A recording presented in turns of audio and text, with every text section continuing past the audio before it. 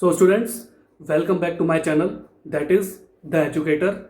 Today we are going to start our General English Speaking part 50, in which we are going to discuss about the same topic that we will discuss about use of that in our today's class. So students, let's start our General English Speaking part 50.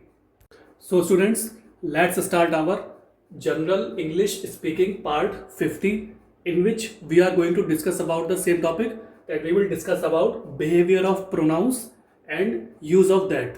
Use of that I was discussing in previous class also. Today we are going to continue about that topic. So let's start. Behavior of pronouns, as you already know, it means सर्वनाम के व्यवहार. ठीक है. Use of that मतलब वह. तो हमें that का प्रयोग कैसे करना है उसको हम आगे देख लेते हैं. ठीक है. That is used with examples. Example means उदाहरण. ठीक है. In speaking of persons, animals and lifeless things. Example, the Gita is the book that has impressed me the most. ठीक है. तो दैट यानी वह. तो इसका प्रयोग तब किया जाता है इन स्पीकिंग ऑफ पर्सन्स, जब हम किसी इंसानों के बारे में बोलना चाह रहे हैं. ठीक है. एनिमल्स यानी जानवरों के बारे में बोलना चाह रहे हैं. एंड लाइफलेस थिंग्स, और ऐसी वस्तुओं के बारे में बोलना चाह रहे हैं जिनका कोई जीवन नहीं है, जो निर्जीव है. ठीक है. तो इसके उदाहरण हो गया, the Gita is the book that has impressed me the most. So basically it is a present type sentence and past tense sentence also.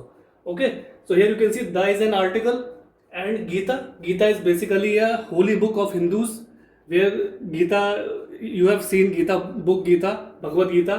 So it is basically a holy book, and since it is the name of a book Gita, so it is a noun. Okay, is the book वह किताब है that has impressed me the most, जिसने मुझे सबसे ज्यादा प्रभावित किया है. ठीक है.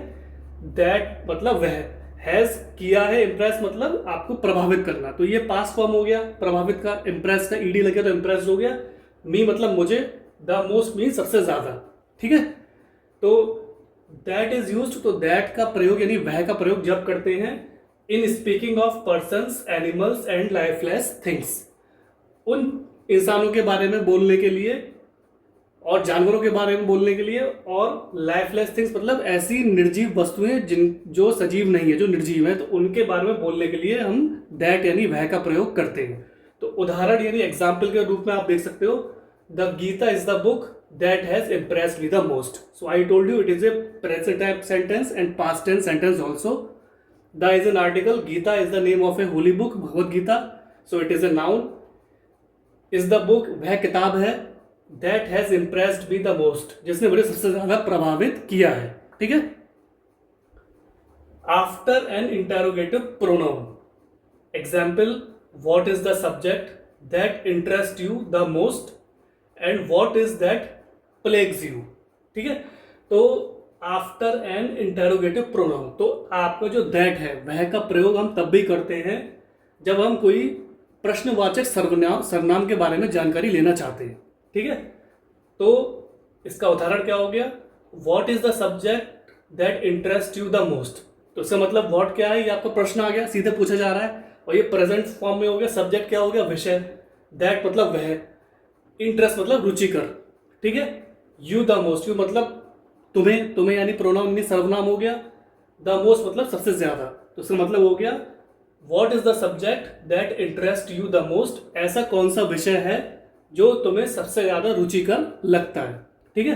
ऐसा होता है ना, हमें कुछ सब्जेक्ट प्रिय होते हैं, सारे सब्जेक्ट हमें पसंद नहीं होते, हर आदमी की अपनी अपनी चॉइस होती है. सो पर्टिकुलर सब्जेक्ट जो आपको रुचिकर लगता है, तो उसके बारे में बेसिकली एक तरह से सवाल पूछा जा रहा है. ठीक है. What is that plagues you. So here you can see it is basically a present and interrogative type sentence also, and we are using what यानी क्या चीज है. इज हो गया, दैट मतलब वह, प्लेग्स मतलब PLAGUES. प्लेग्स का मतलब एक बीमारी होती है, लेकिन यहाँ बीमारी के सेंस में नहीं है. मतलब ये पूछा जा रहा है प्लेग्स यू, जो जिससे तुम्हें डर लगता है, तो जिससे तुम्हें खतरा होता है. What is that plagues you, ऐसी कौन सी चीज है जिससे तुम्हें डर लगता है, जिससे तुम्हें थोड़ा सा खतरा महसूस होता है. ठीक है. तो एक बार और रिपीट कर देता हूं. आफ्टर एन इंटेरोगेटिव प्रोनाउन, तो हम दैट का प्रयोग तब करते हैं जब हम प्रश्नवाचक सर्वनाम का प्रयोग करते हैं, तो उसके बाद हम दैट का प्रयोग करते हैं। उदाहरण के रूप में मैंने बताया what is the subject that interest you the most, ऐसा कौन सा विषय है जो तुम्हें सबसे ज्यादा रुचिकर लगता है, ठीक है। And what is that plagues you, और ऐसी कौन सी चीज है जिससे तुम्हें खतरा महसूस होता है, ठीक है। तो ये चीज हो गई। अब आगे बढ़ते हैं। As a substitute for a singular noun already mentioned, example the climate of Shimla is cooler than that of Delhi, we shall start the work the day that you decide, ठीक है। तो यूज ऑफ दैट यानी वह का प्रयोग हम तब भी करते हैं as a substitute for a single noun already mention. तो सब्सटीट्यूट मतलब उसके स्थान पर, तो उसको हम रिप्लेस कर देते हैं फॉर ए सिंगल नाउन, जब हम एक ही संज्ञा को ले रहे हो ऑलरेडी मैंशन, जिसके बारे में पहले से बता दिया गया हो, ठीक है। तो हम दैट का प्रयोग करते हैं एज ए सब्सटीट्यूट, मतलब उसके विकल्प के रूप में फॉर ए सिंगल नाउन, जो आपका एक संज्ञा है उसके विकल्प के रूप में हम वह यानी दैट का प्रयोग करते हैं ऑलरेडी मैंशनड, जिसके बारे में पहले से ही बताया गया है, ठीक है। तो इसका एग्जाम्पल यानी उदाहरण क्या हो गया, the climate of Shimla is cooler than that of Delhi. तो here you can see the is an article, climate क्या है, वेदर यानी मौसम, ऑफ शिमला, शिमला क्या है, शिमला बेसिकली एक शहर का नाम है, it is a name of a city, so it is a noun. Is जो कि ये प्रेजेंट टाइप सेंटेंस है, इज कूलर मतलब बहुत ठंडा है, than that of Delhi, Delhi के मुकाबले। तो दिल्ली भी क्या है, दिल्ली आपका हो गया नाउन, क्योंकि ये भी क्या है, ये भी एक आपके सिटी का नाम है, ठीक है।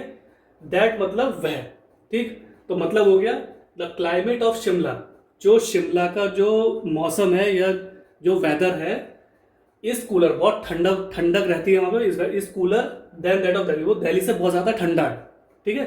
The climate of Shimla is cooler than that of Delhi, तो जो शिमला का मौसम है वो दिल्ली से बहुत ज्यादा ठंडा है, ठीक। It is a present type sentence. We shall start the work the day that you decide, so here you can see it is a future type sentence and here you can see we is a सर्वनाम, we क्या है, pronoun है, we यानी हम सब लोग, shall यानी future tense हो गया, स्टार्ट मतलब आरंभ करना, शुरुआत करना, ठीक। द वर्क मतलब कार्य को, ठीक। द डे उस दिन, दैट यू डिसाइड, दैट मतलब वह, यू मतलब ये भी एक प्रोनाउन सर्वनाम हो गया दूसरे व्यक्ति के लिए, डिसाइड मतलब उसको सोचना, उसका निर्णय लेना, ठीक है। तो we shall start the work the day that you decide, तो हम अपने कार्य को उसी दिन आरंभ करेंगे, शुरू करेंगे जिस दिन तुम उसके बारे में निर्णय लोगे या जिस दिन तुम उसके बारे में सोचोगे, ठीक है।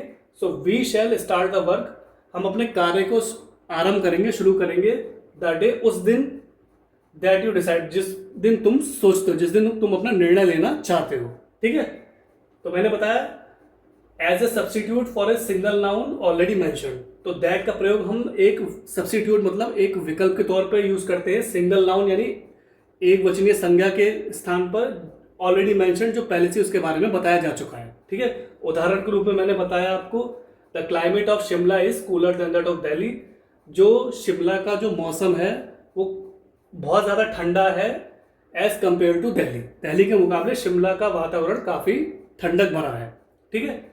We shall start the work the day that you decide, तो ये फ्यूचर टाइप सेंटेंस है, तो हम अपने कार्य को वी शैल स्टार्ट, हम अपने कार्य को स्टार्ट करेंगे द डे उस दिन, दैट यू डिसाइड जो तुम सोचोगे, जिस दिन तुम सोचोगे उसी दिन अपने कार्य को हम स्टार्ट करने की सोचेंगे, ठीक है। इन an adverbial sense when that implied when on which, ठीक। एग्जाम्पल यानी उदाहरण हो गया दैट ऑन विच, ठीक है। तो इसमें क्या है, इन एन एडवर्बियल सेंस, जब हम एडवर्बियल सेंस में दैट का प्रयोग करते हैं, व्हेन दैट इम्प्लाइड, जब हम दैट को इम्प्लाई करते हैं ना, जब हम दैट को इम्प्लाई करते हैं as a adverbial sense, adverbial sense में हम उसको दैट को इम्प्लाई करते हैं, जैसे कि व्हेन मतलब कब, ठीक। ऑन मतलब किसके ऊपर, ऑन होता है ना, the book is placed on the table, on मतलब किसी चीज के ऊपर रखी होना, किसी चीज को कोई सामान रखा होना, ठीक। विच क्या है, क्या, विच का मतलब हो गया क्या, which book are you reading, तुम कौन सी किताब पढ़ रहे हो, विच मतलब कौन सा या कौन सी, ठीक है। So in an adverbial sense when that implied, तो हम दैट यानी वह का प्रयोग करते हैं एक एडवर्बियल सेंस में when that implied, जब that को हम imply करना चाहते हैं, ठीक है। जैसे कि when हो गया, when का मतलब कब, on मतलब किसी चीज के ऊपर होना, है ना, on ये आपका प्रीपोजिशन है, किसी भी चीज के ऊपर हो सकता है। which मतलब कौन सी या कौन सा, ठीक है।